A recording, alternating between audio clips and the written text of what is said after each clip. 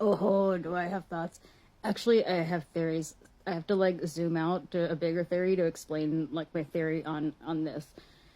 So I've noticed that any frequency, whether it's in this like physical material world or any other dimensions that also have their own versions of like material world or any of the ethereal ones in between, doesn't matter. They all seem to work on like a symbiosis and a balance. I've noticed that just like in chemistry, how things need to be balanced, the equations have to be balanced.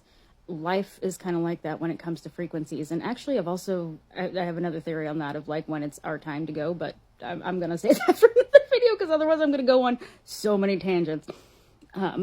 So think of like aphids and ladybugs, for example, and the demonic entities. And I'm saying demonic entities because like I do know the kinds you mean that are like actual demon things, but also demonic entities is a lot of times applied to actually what used to be human spirits or like that were just like tortured and are just nothing but pain now.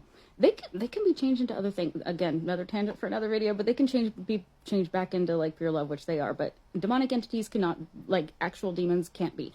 And my theory on this is like they're basically the aphids there, and you're the ladybug coming in. Like your vibration, your frequency, whatever you want to call it, like all of your units, they can't really coexist with. It's they either have to move, which if they're there, they have a food source, and the food sources are actually harder to find than one might think. And when I say food, it's kind of like how the plants use the sun for food, not necessarily like how Dahmer uses his dates for food. So just to be clear on that, I'm like exceedingly obnoxiously specific, and since this is kind of abstract, I like want to extra make sure that I'm making as much sense as I can. So, like the first time this happened that I really noticed this effect was I was walking by the Lalaurie mansion when I was like, I don't know, 3, I want to say, and I was with both my parents, and I was on one of their shoulders and I got knocked off like really hard.